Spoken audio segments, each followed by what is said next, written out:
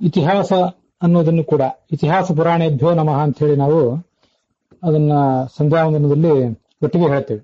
ಋಗ್ವೇದಾಯ ಸ್ವಾಹ, ಯಜುರ್ವೇದಾಯ ಸ್ವಾಹ, ಸಾಮವೇದಾಯ ಸ್ವಾಹ, ಅಥರ್ವಣ ವೇದಾಯ ಸ್ವಾಹ ಅಥವಾ ಅಥರ್ವ ವೇದಾಯ ಸ್ವಾಹ. ಮುಂದೆ ಇತಿಹಾಸ ಪುರಾಣೇಭ್ಯೋ ನಮಃ ಅಂತ ಹೇಳ್ತೇವೆ.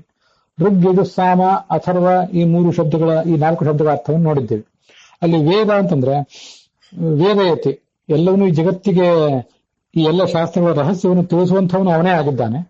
ಆದ್ರಿಂದ ಅವನು ಋಕ್ನೂ ಹೌದು, ಋಗ್ವೇದವೂ ಹೌದು, ಯಜುಸ್ ಹೌದು, ಯಜುರ್ವೇದವೂ ಅವನೇ, ಸಾಮನೂ ಅವನೇ, ಸಾಮವೇದನೂ ಅವನೇ, ವೇದಾನಾಂ ಸಾಮವೇದೋಸ್ಮಿ ಅಂತ ಅವನೇ ಹೇಳಿಕೊಂಡಿದ್ದಾನೆ.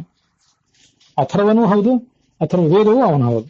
ಹಾಗೆ ಇತಿಹಾಸನೂ ಅವನಾಗಿದ್ದಾನೆ, ಪುರಾಣನೂ ಅವನಾಗಿದ್ದಾನೆ.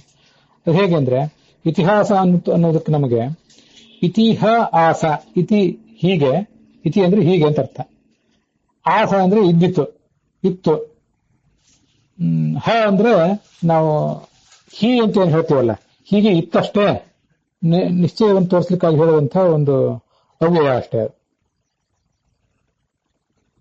ಹೀಗೆ ಅದನ್ನೇ ಇತಿಹಾಸ ಅಂತ ಭಗವಂತನಿಗೂ ನಾವು ಅನ್ವಯ ಮಾಡ್ಕೊಳ್ಬಹುದು. ಅತ್ಯಂತ ಅನಾದಿ ಕಾಲದಿಂದಲೂ ಆತ ಇದ್ದಾನೆ ಎಂಬುದಾಗಿ ವೇದಾದಿಗಳಿಗೆ ಪ್ರತಿಪಾದ್ಯನಾಗಿದ್ದಾನೆ. ಅದಕ್ಕಾಗಿ ಅವನನ್ನೇ ಇತಿಹಾಸ ಅಂತ ಹೇಳಬೇಕು. ಮತ್ತೆ ಈ ಇತಿಹಾಸ ಅಂದ್ರೆ ಯಾವುದು?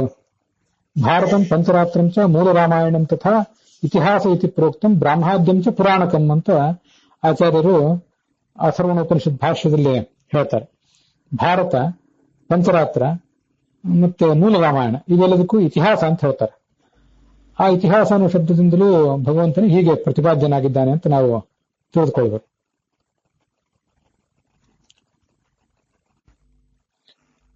ಪುರಾಣ ಅನ್ನೋ ಶಬ್ದಕ್ಕೆ ಹೀಗೆ ಅರ್ಥವನ್ನ ಸರ್ವಮೂಲದಲ್ಲಿ ಆಚಾರ್ಯರು ಅಂತ ಹೇಳಿದ್ದಾರೆ. ಗೀತಾ ಭಾಷ್ಯದಲ್ಲಿ 2ನೇ ಅಧ್ಯಾಯದಲ್ಲಿ ಅಜೋ ನಿತ್ಯ ಶಾಶ್ವತೋಯಂ ಪುರಾಣ ಅಂತ 20ನೇ ಶ್ಲೋಕ ಏನ್ ಬರ್ತದೆ, ಅಲ್ಲಿ ಪುರಾಣ ಜೀವನನ್ನ ಪುರಾಣ ಅಂತ ಹೇಳಿದ್ದಾರೆ. ಜೀವಾತ್ಮನೂ ಪುರಾಣನೇ, ಭಗವಂತನೂ ಪುರಾಣನೇ. ಯಾಕಂದ್ರೆ ಪುರಂ ದೇಹಂ ಅಣತೀತಿ ಪುರಾಣ, ಅನೇಕ ದೇಹಗಳನ್ನ ಈತ ಸಂಚರಿಸ್ತಾ ಇರ್ತಾನೆ, ಒಂದು ಶರೀರದಿಂದ ಮತ್ತೊಂದು ಶರೀರಕ್ಕೆ. ಜೀವನು ಸಂಚರಿಸ್ತಾನೆ ಅವನು ಮುಕ್ತನಾಗುವ ತನಕ. ಪರಮಾತ್ಮ ಅಂತೂ ನವೋ ನವೋ ಭೂತಿ ಜಾಯಮಾನ ಅಂತ ಹೇಳುವಂತೆ ಅನೇಕ ರೂಪಗಳನ್ನ ಮೇಲಿನ ಮೇಲೆ ತಾಳ್ತಾನೆ ಇರ್ತಾನೆ. ಹೀಗೆ ಅನೇಕ ಅವತಾರಗಳನ್ನ ತಾಳ್ತಾನೆ. ಮತ್ತೆ ಜೀವ ಹುಟ್ಟಿದಾಗ ಆತನ ಜೊತೆಗೆ ತಾನೂ ಒಂದು ರೂಪದಿಂದ ಹುಟ್ಟುವುದರಿಂದ ಆ ಪರಮಾತ್ಮನನ್ನ ಪುರಾಣ ಅಂತ ಹೇಳ್ತಾರೆ.